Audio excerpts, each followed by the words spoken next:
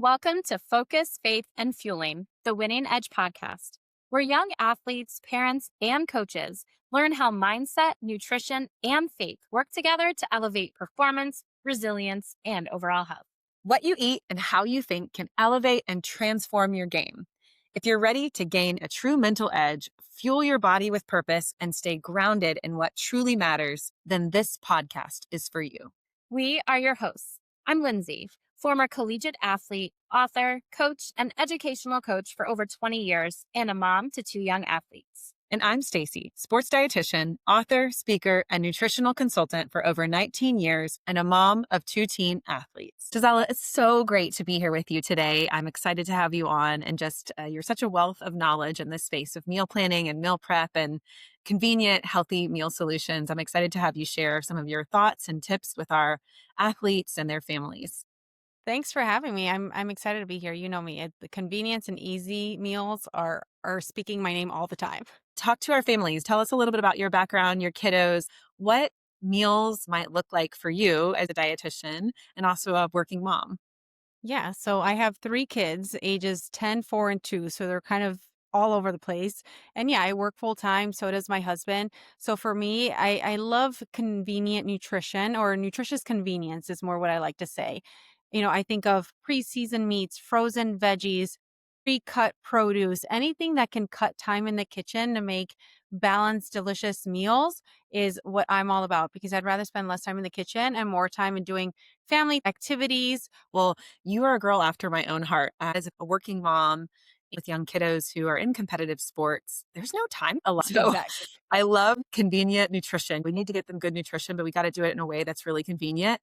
But answer this question for a lot of our listeners. I think a lot of times convenient meal items can get a really bad rap on not being as either delicious or nutritious. Can you talk about kind of some of your favorite tricks for what to look for and kind of some of the myths that exist there?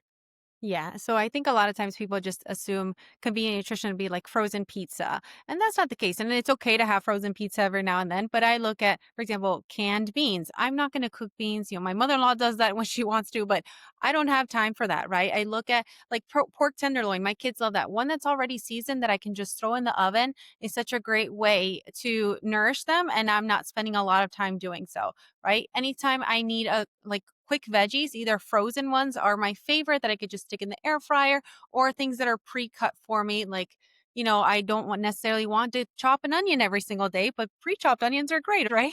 Oh So my I gosh, think I of love a it. convenient nutrition that way, or anything I can make in bulk, like rice and pasta. Or if I'm going to make maybe a meatloaf, I can make 2 pounds of ground beef instead of one.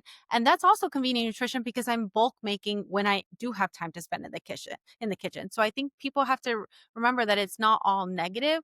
There are so many items out there that can just provide time-saving energy and still nourish your families. You shared so many good tips. I want to go back and double up on those. Buying proteins in bulk, whether it's ground beef or chicken, you can get those at a much more affordable cost and cook Ugh. them once. And then using them to make multiple meals is a really great way to save money and to save time. I also love that you use batch cook rice, which Yeah. creates an increased resistant starch Yep. content, which is Yep. really good for promoting good nutrition. So I love that you shared that tip. And then, as my kids would say, all the young athletes laugh, don't sleep on pork tenderloin because it is a really great source of nutrition and leaner than a skinless chicken breast, which a lot of people don't know. Yeah, exactly, exactly. And my kids love it. All 3 of them. It's one of the rare meats that all 3 of them will eat and not fight over as to I don't like this or that. And it saves me so much time because it's so easy. Open it, stick it in the oven, we're done. I love it. Well, it tastes great and it can be really, really good for your family with lots of great nutrition. So, Exactly. okay. So why is it important as a parent, as we're headed back into this busy new year? I think about today's the first day back for many, back to work. The kiddos are headed back to school this week. Sports activities are going to be starting up soon. Why is it so important for us to think about fueling the whole family and not just to be so hyper focused in on maybe preparing different meals for the kiddos or thinking about just the athletes? Why is the whole family important to really think about? So, first of all, I think that fuel is for all of us, not just for our athlete child, right? And also, we're setting the example. If we are eating differently than they are, it's not going to encourage them to eat that fuel providing nourishment. And so, I always look at it like my oldest daughter is an athlete. She does tumbling and she does ninja athletics. And so, I want her to understand how important nutrition is. But if I'm not eating the same foods as her, then either she may feel like, oh, she's different and not always in a positive way, which we wanted, but also we all need that fuel, right? We are busy parents. I've got toddlers that are always on the go. So I think setting that understanding that maybe she's eating on the go sometimes because we're trying to get her to practice or, on the way home from practice type of thing. But having the same meals is important because it really sets them up to understand like nutrition is fuel and it's going to support their athleticism. I think it's so important. You touch on the concept of basically modeling what it is we want our kiddos to do. And they're not always going to do it perfectly. A lot of parents will come to me with frustration because they're like, I'm eating my vegetables, but they don't want to eat their broccoli or they don't want to do XYZ. And it's like, yep. And they're probably not going to always from the get Exactly. go. But your job isn't for it to be perfect. It's to create what are the things they're going to get to experience and setting those times and occasions and modeling great behaviors. And in the long run, they're going to pick up the things that you're laying down, just maybe not on your perfect timing. Exactly. Yeah. Well, many working moms are really juggling at this time of year, back to school schedules, practice. What's your advice to keep meals simple yet balanced? What are some of your strategies for doing that? So I know this is very much the dietitian in me talking, but it's the mom. I really focus on, do I have fiber on the plate, a protein, and a carb? Right? So important to me. Does it mean that my all three kids are going to eat all those things every time? No, but we're modeling. And I think that is important just so that they understand how important nourishment is and for their recovery, for their growth, for, just to nourish their bodies. And if I have those three foundations in as many meals as I can, not every meal is perfect, then I'm setting that foundation. And again, it could be as simple as making a sheet pan meal with chicken tenderloins and some potatoes and some frozen veggies. And that's the meal that I've created. Still very convenient, still very easy, and it's going to nourish them, right? So I'm looking at those three components every time, as often as I can. Yeah, you hit on some big ones I want to circle back to. So, protein. I usually, and I think a lot of folks do this, will plan my meals thinking about it. How do we vary the proteins throughout the week so we can get different nutrition? We're trying to get fish twice a week and trying Hmm. to get in, beef options, trying to get in chicken and turkey and pork and all the things. Do you start with protein or what's the base of how you start to plan? So I definitely usually start with the protein. For example, this weekend I made, and this is where convenient nutrition happens, a large salmon fillet, right? We're a family of five, and that's going to feed us at least twice the entire family. Season it and then throw it in the oven with mini potatoes and baby carrots. Mini potatoes, baby carrots. There's no prep. You season and you throw in the oven, right? So I'm like, okay, what's going to go good with this? But also, it's staples that I usually have around.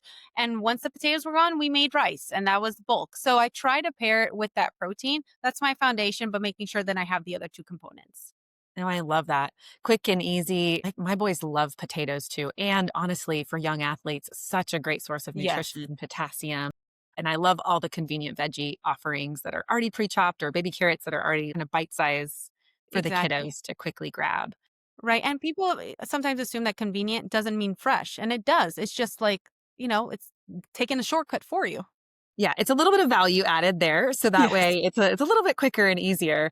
Well, exactly. so then you're kinda like me where you start with protein, and then I always think about, okay, what's the complex carbohydrate I'm gonna get them Hmm. so that they get great fiber? Because you mentioned fiber is really important for them, and then I'm thinking, how do I get veggies in there? And sometimes that might look like re-engineering the veggie back into the sauce on the carbohydrate, or I might chop it up and put it inside a burger. You're shaking your head as a dietitian because sometimes we use creative strategies. But Yep. kind of starting with the protein and then making sure we have protein and fiber, plenty of veggies, and then kind of throwing in our dairy and healthy fats is like how my brain Hmm. thinks about it. Is that how you think about it? Or what other tips would you give our families as they're thinking about when they plan a meal? Yeah, I definitely think about that protein, or let's say breakfast, for example. If I'm thinking about what grain to give them, because that's usually like our main component, what protein am I going to add to it? And always really just trying to make sure we're adding those components. For example, at breakfast too, I really try to encourage them to have some fruit as well, just for those, quick quick acting energy, right? And also that fiber, some micronutrients. But so I think it depends on the meal. Definitely protein foundation. And then what else can we add to it? If we can make it whole grain, even better. But then making sure that we have everything else for satiety purposes. Yeah, I love that.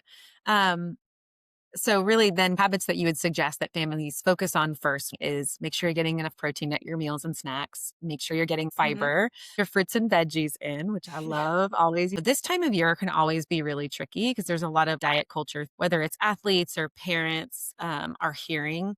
How do you best help when you're giving advice, as a dietitian expert? Um, Adults, kids and teens really tune into kind of two things: managing food intake in a positive, non restrictive way and honoring their hunger cues, because it's something I think kids are so good at. We lose as adults, Hmm. and we've got to make sure we create space for. So I know that as busy families, it's hard. Whenever, especially even if it's one meal a week during the weekend, sitting together at the table as a family, right? Maybe after a long day of practice or competition on Saturday dinner, I think that allows and disconnecting from TV or any type of technology, allowing us to really be connected to that hunger and fullness because it's allowing us to really rest and digest, but also put into practice for the rest of the week when we are eating on the go or fast paced or while we're working or while the kids are at practice, we're kind of hounding, dinner in. I think that's really important.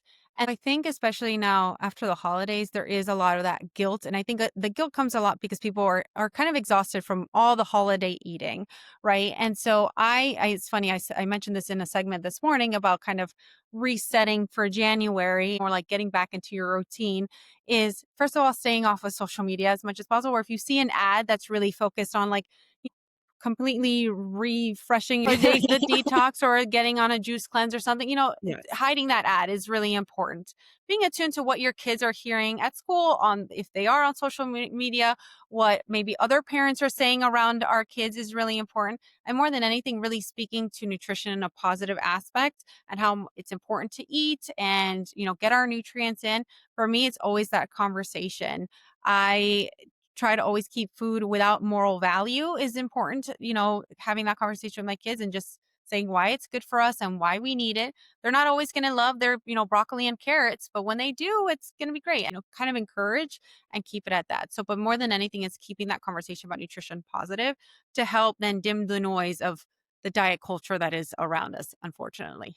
I love you touched on something I think is super important, and I think we'll do a podcast segment on this coming up for parents. It was really interesting because recently I sat in on a presentation from a PhD researcher who talked about texture. Mm. And I know you probably tell this to your patients, I do as well. It takes 15 to 16 exposures for kiddos to like a certain food. So don't give up, parents. If you've tried the broccoli 10 times, you might need to try it 5 to 8 more times for them Hmm. to actually like it, and different ways, cooked different ways, seasoned different ways. But the point I was getting at is also different textures. I Yeah. didn't realize until this session, some people are chewers, some people are crunchers, some people are suckers, some people are forget what the other one is, but it's like different mouth feels. And I learned that he's a chewer and I'm a cruncher. So I was making Hmm. everything really crispy. I loved all my veggies kind of crisped in the oven. And his feedback to me was like, "Hey, mom, when you make mushrooms, can you make them really juicy so that when I eat them, they kind of like burst?" And I was like, "Oh, he's a chewer."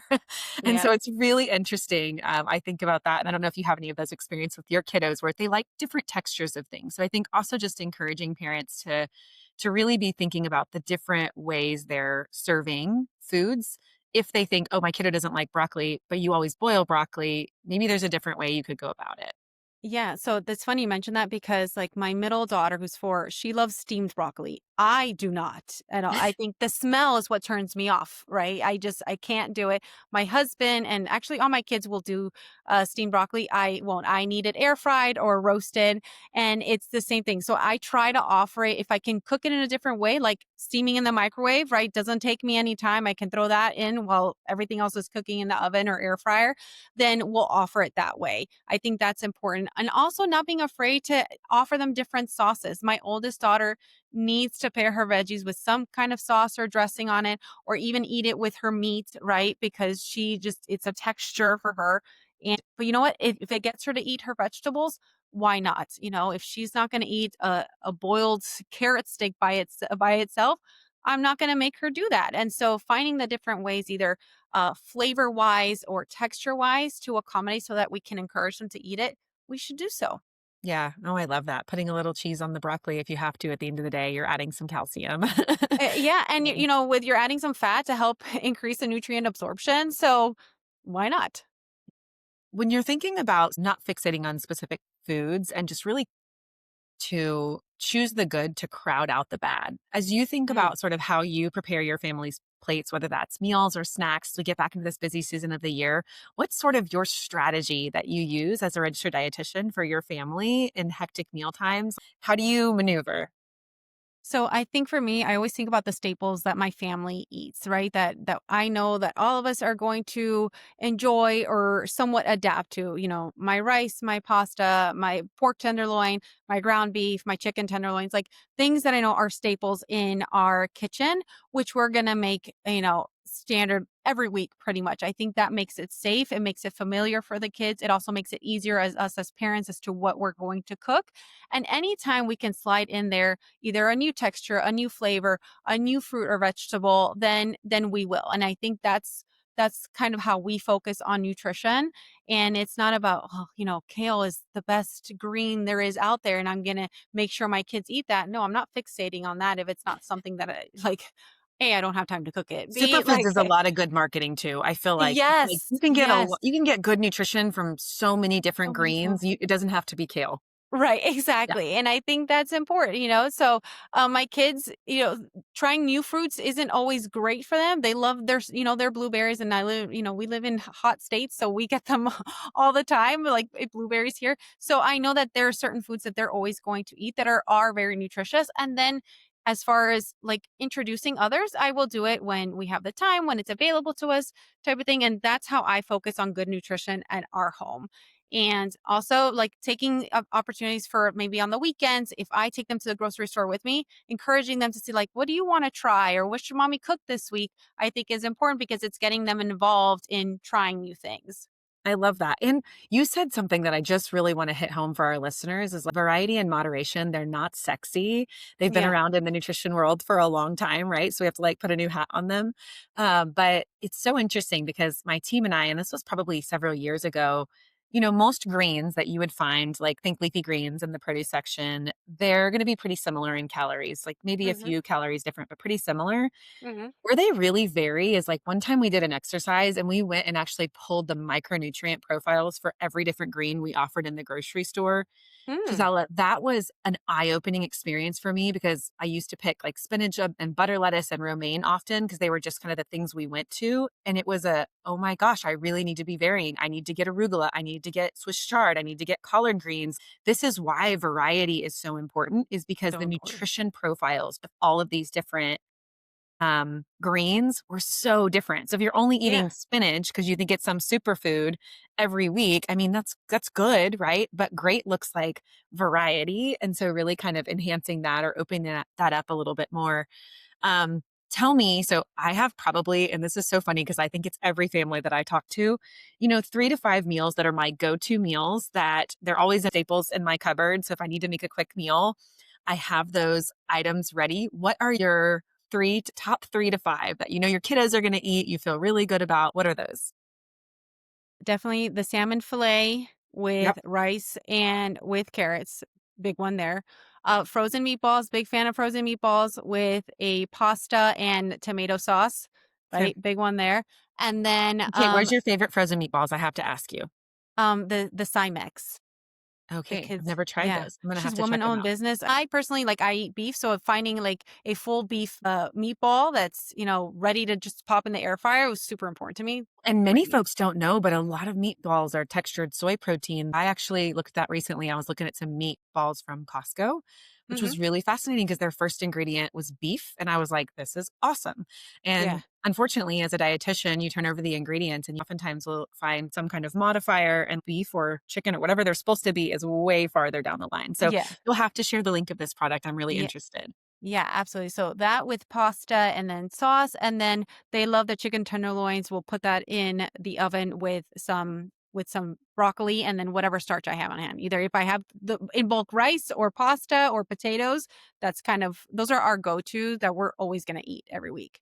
Okay. I love that. Well, and we're in South Texas, so I feel like our go-tos are kind of like what you would think they would be. We do a lot of tacos. Taco night is a thing, Yeah. right? Whether it's ground beef or it's chicken or whatever it might be, which is so fun. Spaghetti's always one. It's just such a good, easy Yeah. one that everybody can do. And salmon is so funny because it's just we know. I think as dietitians, we're like, hey, we got to get our fish in. And what's so interesting is like we're raising a generation of kiddos that my boys love salmon. They will ask for it. Yeah.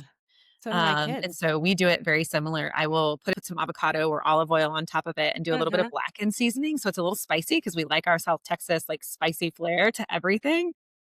And then just, yeah, easy veggie and some sort of complex starch. So I love that. What are your tips for making meals more of a team effort at home? So I think first of all, anytime you can get your kids involved in the kitchen, just like I mentioned, getting them involved in the grocery shopping, we should. That helps with food exposure. That helps them feel empowered, when it comes to their nutrition as well. My 10-year-old, when she was little, she was very much a very picky eater. And having her come into the kitchen and help more really helped that. Even as something as simple as, we have Sunday protein pancakes or waffles, getting her involved in that allowed then for her to, instead of just put butter as a topping, put cottage cheese and fruit, right? She wanted to try, things together, and I think that's really important. And then as far as feeling overwhelmed, I get it. I've been there. I was one that before I, studied dietetics, I wouldn't cook at all.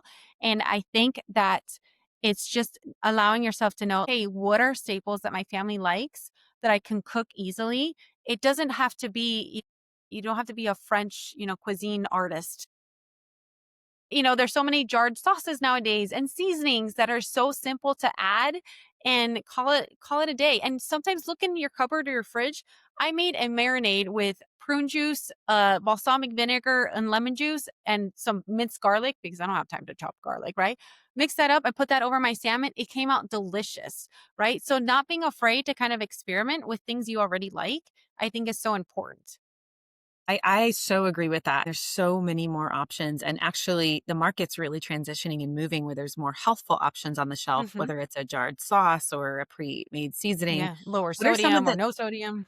yeah. So that being said, like what do you look for as a dietitian when you're turning over, whether it's seasonings or canned foods? Like, what are your top things to look for? Well, we were just talking about like the tomato sauces. I will look for ones that minimal or no added sugar, preferably if I can find it, right? Depending on the grocery store I'm at. The lower sodium, the better. I also know that if I were to add my own tomatoes, right, or right, obviously the pasta, if I bulk cook it and there's less of that per portion, I'm not going to get as much sodium. And then anything else that's maybe pre-packaged, pre-seasoned, I look at the sugars, right? How much added sugar? If I can avoid added sugar, I will. Same thing, that sodium content I'm looking at. Obviously, cereals and stuff for my kids, I look at to see if it's got some fiber. If it doesn't or has minimal fiber, then I know, okay, I'm definitely going to encourage some fruit or a veggie with this, right? So those are kind of like my kids love honey wheat bread, right? There's not taking them out of honey wheat bread, but then making sure that they're having maybe some milk or yogurt right at breakfast with it, and then some kind of fruit to try to balance that. And if I can choose a honey wheat bread that's got a little bit less sugar, then that's what I'll look for. Yeah, but it's still hitting the fiber thresholds, even if it does have a little bit of, so you're accompanying that. But you're really looking for what we talked about at the beginning, which is like that base of you're getting the fiber, you're getting the protein, you're getting some nutrition in return. And I think right now it's just all the buzz labeling on front of package, like, oh, it's free from this, it's free from that, it's free from all these things. But food was meant to be fuel. So is it Hmm. full of protein? Is it full of fiber? Is Yeah. it full of healthy fats? That's what I always encourage our athletes to look at. Don't be so dismayed by all the marketing claims on front of package that, oh, it's free from, it's got no protein, it's got no fiber, it's got no healthy fats. Right. Then what is it? Yeah, exactly. Like for example, my kids love like the yogurt tubes, right? The toddler ones. Does it have as much protein as I'd like them to have? Does it have a little more added sugar? Yes. So I know as a mom, okay, I'm going to encourage them to have a glass of milk then, right? And then get more of fiber base as far as their starch is concerned. Like, what am I doing to help balance that? Because there are a lot of those buzzwords. So I'm still looking at the panel to make sure what nutrition is there or where it's not there so I can help balance it. Yeah, it's not like your kid, they're not snacking on candy, they're snacking on a little bit of added sugar in a yogurt pat. So Yeah, it's okay if that's the place where they're getting their added sugars. Unfortunately, for the majority of Americans' diets, they're getting their added sugars from sodas just gonna or, say, yeah. plain juices or items that are really what I would call poor nutrient density foods. So they're not delivering a whole lot of nutrition in return for the calories that they're giving you, which is as dietitians, I think we're much more grounded in like, okay, you can have a little bit added sugar with that as long as it's coming with something that's actually fueling your body in a healthful way. Exactly. And that way we're not discouraging our kids from enjoying the foods that they love. And I think that's so important and making sure that again that positivity aspect. But it's like, okay, well if you're going to have, this that's not as nutrient dense, we're balancing with something else. And I'm not saying that this is bad or this is good, but I'm like showing them balance without having to say I'm giving you a balanced meal. Yeah, absolutely. Or because at some point when they leave my house, they're going to have to make great decisions and choices. And sometimes are they going to make decisions that are great foods? Absolutely, they are. I love Mhm. me some ice cream. I love me some nacho Yeah. cheese every once in a while, Yeah. but it's a staple of my diet. And so I want them to be able to make those sort of more moderation, increased variety, like broad healthful choices in the way that they're thinking about food and how it fuels them and how they feel after they're eating. Yeah, and you mentioned the feeling part. That's so important because when we allow that autonomy, kids, they're very instinctive. So many times my toddlers will be like, "I'm done with this cookie," right? We get free cookies at Publix, and they don't want to eat the whole thing, or they'll have ice cream. They're like, "We're also, I don't want to finish it," or something. They're like, "Do you want dessert?" No, like they have that because the fact that we haven't said this is a bad food for you. Instead, we're just encouraging the nutrient dense and the treats, a part of just the cycle of life and Yes. nutrition. Oh, yeah, I love that. Well, and it sounds like just teaching them to be really good at, and we touched on this earlier, but kiddos are innately, I mean, unless they have something where you're managing, we do have a kiddo that has ADHD. He has some pretty strong impulse behaviors. So obviously we use medication to manage some of those impulse behaviors because without it, um, he has a hard time like restricting that and making good choices. But for most kiddos that um, are not neurodivergent or aren't managing something like that, they're really good at hunger cues. They're Yeah. really good at telling you, "Hey, I'm hungry. Hey, I'm not hungry anymore." Right. And I think that's why as parents, when my kids say they're done, then I respect that, right? I don't want them to be in the generation where we grow up like clean your plate club, right? So Amen. but right. But for my oldest, let's say she has, PE and practice the next day. I'm like, okay, are you sure? Do you need a little more fuel or make sure that she has extra snacks the next day just so that she has a little bit more fuel when she needs it? So we still want to question, like, are you sure you're done? And what, especially my toddlers, like I'll ask them what their belly says for me to understand, but that way they don't grow into what we grew into of the not into with our hunger and fullness anymore. I Yeah, always say we like weren't in tune because we had to clear our plate, and I think that was very exactly. much a generational thing. I also think too, one of the things I see with our young athletes, especially athletes who are trying to manage weight or parents who are concerned about an Mm, athlete managing weight, is there's oftentimes a lot of like criticism or there can be unintentional sort of the way we say you're still hungry. But I think again, like what we're in control of as parents is to say, okay, you're feeling hungry, give them nutritious options. And if they mhm, don't want the nutritious options, then I don't know if they're really as hungry. right. Hunger cues tell you that you're hungry and you can Mm, honor those hunger cues. But I love your strategy of the more you make those more a constant part of routine, the less sort mhm, of off limits they feel and the more right. then they're like eating in a very much more mindful, kind of different approach to their plate Ex and their foods. exactly. It stays with them. What else do we not touch on that you would want to for our families? We didn't talk about like the on the go. So when it comes to on the go, especially for like my athlete, anything that I already have prepared, if I can put it in some kind of lunch cooler or even for myself, I will. Like sometimes we're gonna eat cold pasta or that chicken tenderloin, I'm gonna put into sandwich bread with some fruit, and that's what she's gonna eat on the way home. There's days where she has practice till 8:30 p.m. and I know that I gotta get her home, showered, homework, all the things. So easy things that are easy. I mean, it's okay to pack non-snacky foods in a lunchbox, right? Or in a cooler. Yeah. And I think that's important. Any protein can be made into a sandwich, is what I say. Like, I or love into that. a Or a pita pita pocket or wrap. pocket. You mentioned this Pita earlier. po Yeah, absolutely. They could definitely and then pairing it right, putting a yogurt in there, some fruits. My oldest isn't gonna eat like, raw carrots again. So I'm not gonna encourage my light is done. Encourage the vegetables during that time, post practice. but I am going to encourage her to eat, right? Or pre-practice, what does that look like? Yeah. And I think just kind of keeping in mind for depending on what their sport is and how competitive is, how long the practice is, like maybe not too much protein or too much fiber, especially not too much fat, because it's going to take longer to digest right before they exercise. But sort of getting, and this is where I think I'll get a lot of pushback from parents of like, oh, they're eating something a little higher carbohydrate and then they've got an hour and a half or a 2 hour practice. And it's like, that's actually a great thing. They're Yeah. getting the nutrition that they need to fuel. And then you can make sure that when they come off the field, court, swimming pool, whatever it is that they're doing for those, 1.5, 2 hours, sometimes practices can be longer for some of these older kiddos. I love your tip of like, it could look like a pasta salad. It could look like something that's like not conventional. We love like sushi bowls, Oh, yeah. tuna and rice and veggies. And it's funny because I never realized how much our youngest son loved red cabbage until I would throw it in a bowl and he's like, these are really good. Making me think because she loves like the salmon. I could just throw that with rice and like she loves seaweed. So that would be a perfect like post practice meal that she'd enjoy cold. So Do you have any fun containers that you love to pack things in? um no, I'm pretty standard. Like I will say the Pyrex is good. I definitely try to go glass or silicone if I Yeah. can. I wish I had fancy ones, but I'm not that cool. Oh, no, I'm very similar, like, usually a glass container of some sort, and then I love the silicone lids. I can stack them and, like, put Oh them yeah. all together. Well, thank you so much for being here with us today. As a busy working mom and registered dietitian, I think you just have so much wisdom to share with our families, and you're doing this every single day. You're on, national television, giving tips and tools in English and in Spanish for a lot of families. And so we'll link to some of your great resources and your site in case anybody else wants to check out the great content that you're sharing with busy Thank you. moms and families. But just thank you so much, Gisela, for being here with us today. It was awesome to have you. Thanks so much for having me. It was a pleasure. Stay tuned for more real world tips and conversations with coaches, athletic directors, current and former collegiate and professional athletes, sports dietitians, sports psychologists, and other performance experts.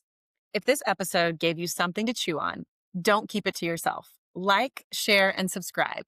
Nutrition is important, but let's be honest, we've all got to eat. So help us feed this podcast so we can keep fueling you. Don't forget to join the Span Athletics community to get more exclusive content by following us on all of our social media platforms, including TikTok, Instagram, Facebook, and X at span_athletics. Until next time, stay faithful, stay fueled, and remain focused on your goals.